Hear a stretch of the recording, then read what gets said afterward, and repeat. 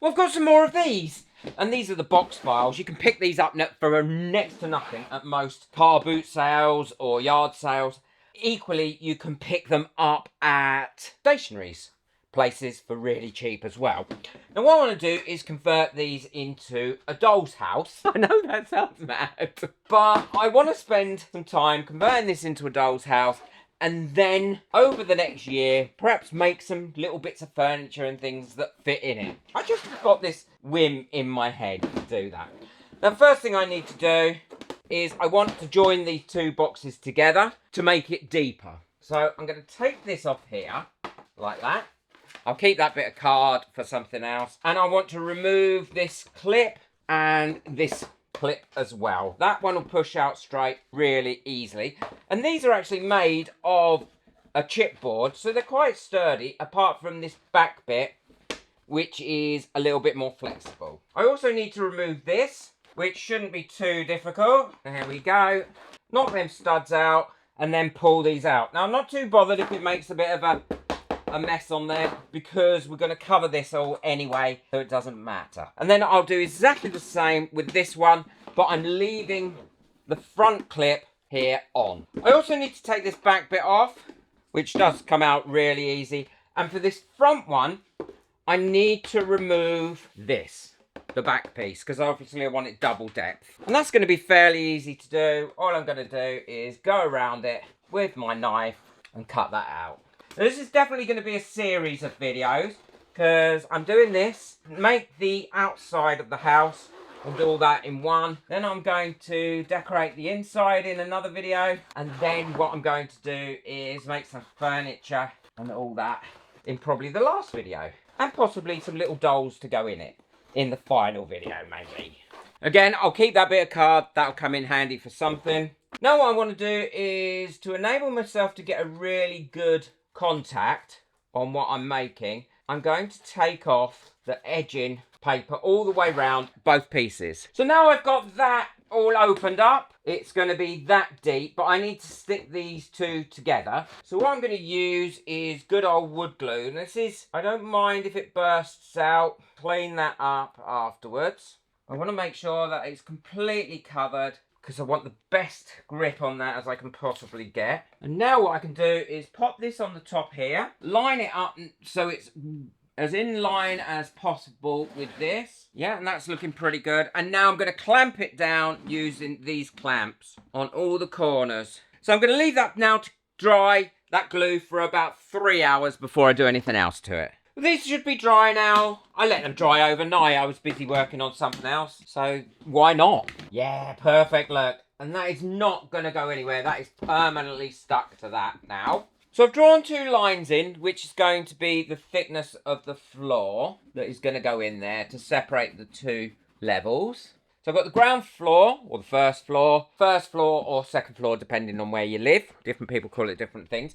But what I'm going to do is I'm going to do a bit of a sketch first of how I want this to look, and then I can put it on there. So that's the rough design that I'm going to use for this. And now what I'm going to do is transfer this design onto here, but do it a lot neater than I have there. So I'm going to measure it all out, because I think that's the best way to do it. So that's going to be the centre line for my door. And then I'm going to use all these bits here to do my windows. So I'll mark all that out, and then I'll show you what I'm going to do next. I've drawn out how I want that, and I'm really pleased with how that's come out.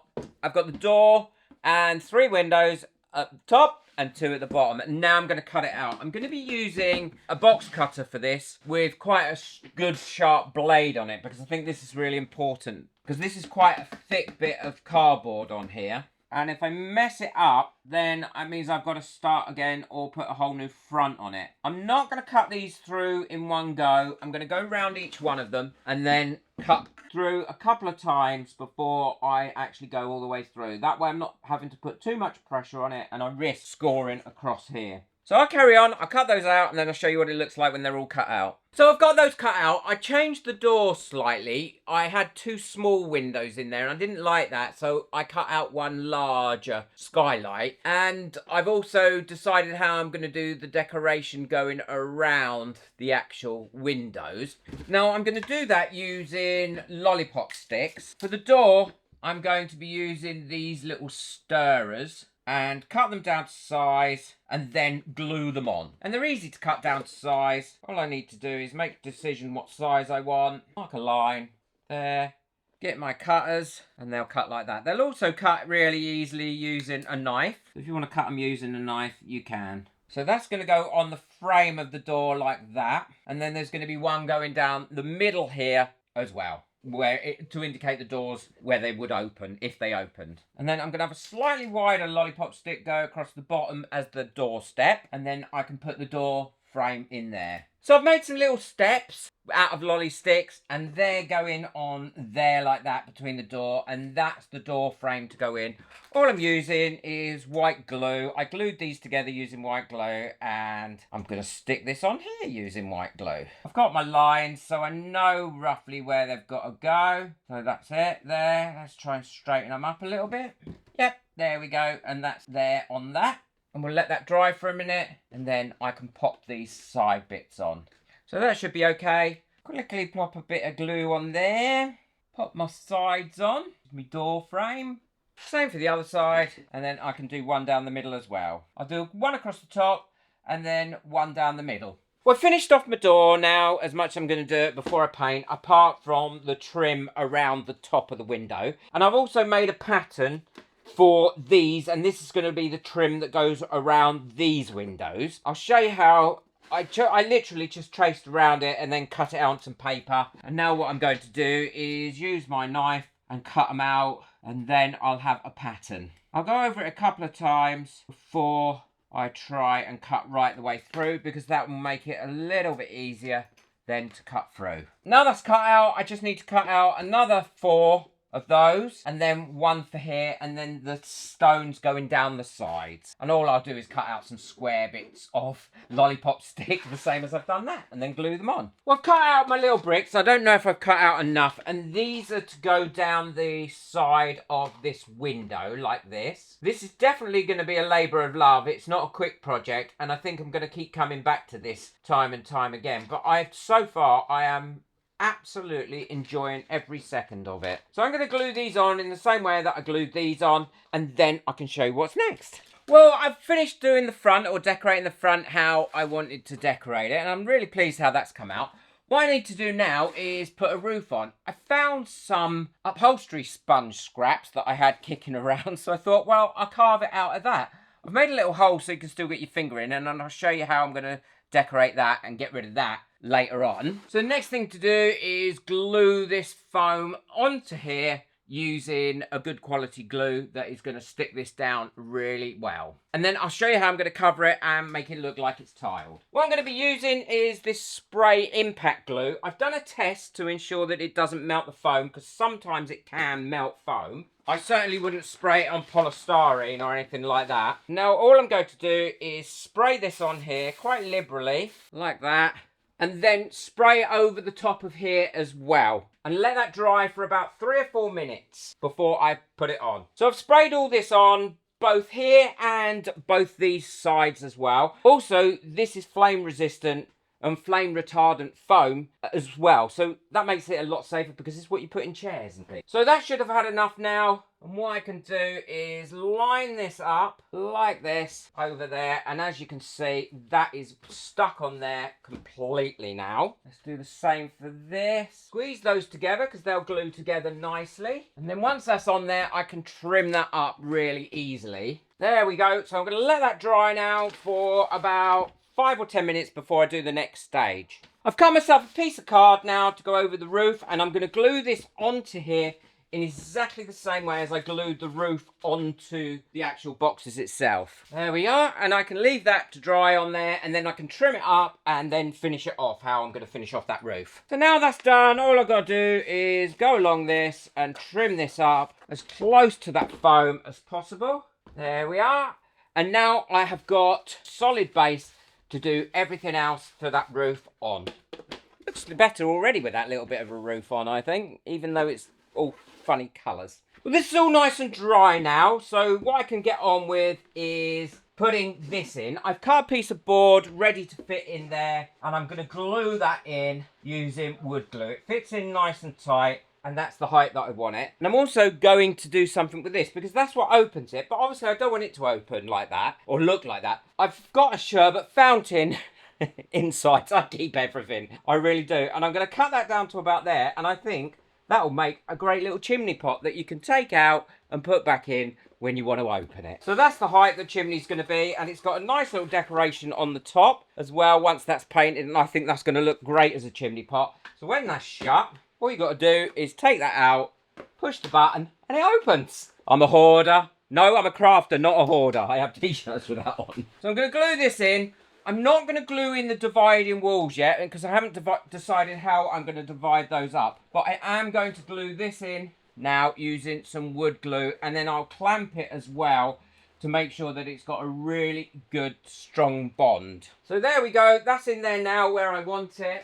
Unfortunately, I don't have a clamp wide enough to clamp that on. So what I'm going to do is put that on its side like that, and then put a weight on it on the top until that's dry.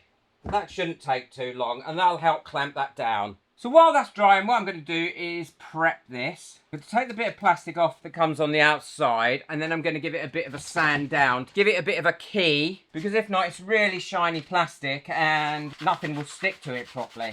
So that's much better. A little bit of a wipe over, get rid of all the dust. And now I'm going to use super glue to glue the top into the tube. So this is all glued on nice and tight now. What I'm going to do is paint this. I'm going to be using acrylic paints.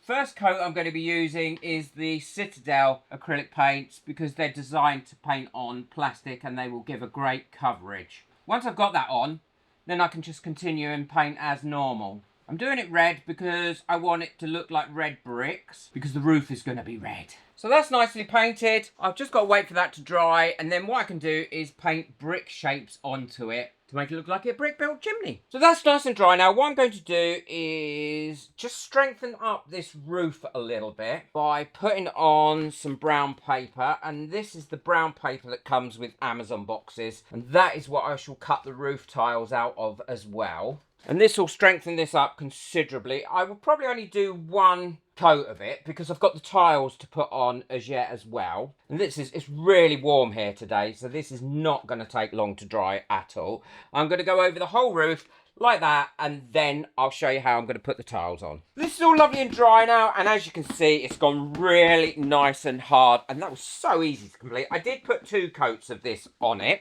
and the little chimney pot I finished painting, and now that fits in there like that. So it hides up that hole, and then when you want to open it, you just can put your finger in there, and then it opens, pushes the little catch down. So what I'm going to do is, before I put the roof tiles on this, which I've already cut out on my Cricut, I'm going to paint this in a very dark red so that none of this shows through. While the roof is drying, what I'm going to do is put a couple of panels across these side bits to get rid of that look of the 2 joined boxes, because if not, that's going to stay there when...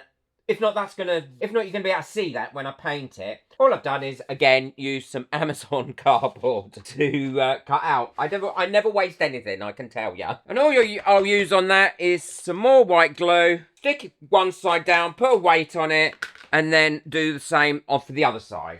Let's open this front so I don't spill the glue all the way down it, because you know me, that is likely to happen. So that's on there now. I'll give that a quick roll over as well, and trim it up if it's too large, and that should stick on there really well. A couple of blocks on it for about 5 minutes, and then I can do the other side. Those sides are all dry now, and they've come out really well, and I've also put the bits of lolly stick around to make it look like stone, so they're all done all the way round now. So the next job is to put these tiles on. Like I said, I cut these out on my Cricut, so I'm going to have them coming over there like that, and then do a row by gluing them on. All I'll do is paint a little bit of glue on there. I don't need to paint it on the card, and then line these up roughly where I want them, and I want it to hang over the edge a little bit, that, and then glue those down. I'll do a full strip, and then the next ones I put on, I'll put on like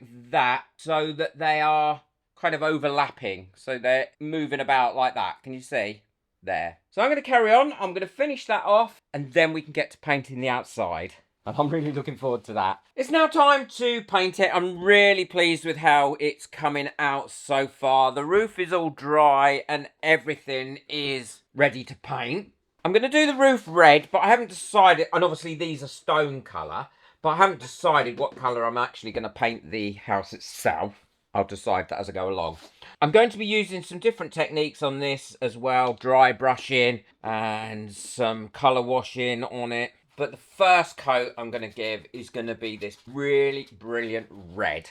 And that's going to be just my base colour. And then once I've done the base colour, I can then just go over it with different techniques and bring out all the details. Well, I've finished painting it now, and I can't tell you how pleased I am with it. There's still quite a lot of work to do on the inside. It was really easy to paint, and all I did was paint the bricks grey and then dry brushed a couple of different colours over them. So before I do anything else, what I need to do is the windows.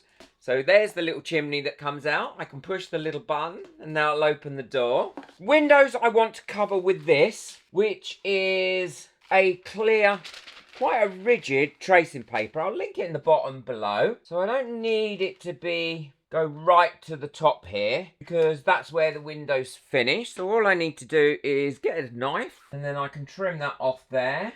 And this is quite a robust stuff, so it's going to last really, really well. And then I can place that bit over there like that. I'm going to be using a tape gun to put this on with. And I want it to be quite tight on these windows. So I'm going to go right close up and all the way around. Put a strip down there as well. So now I've got that on there. All I need to do is pop that on there like that. Now when I come to do the inside, I'm going to put some window frames and things on the inside.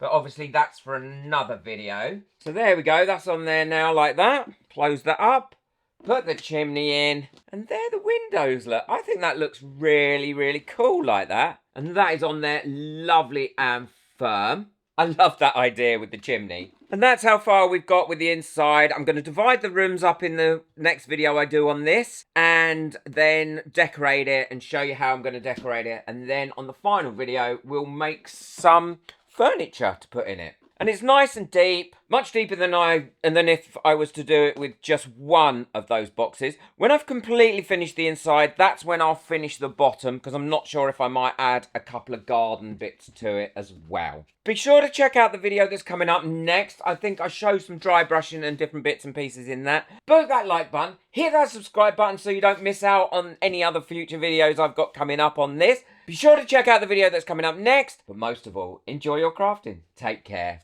Bye.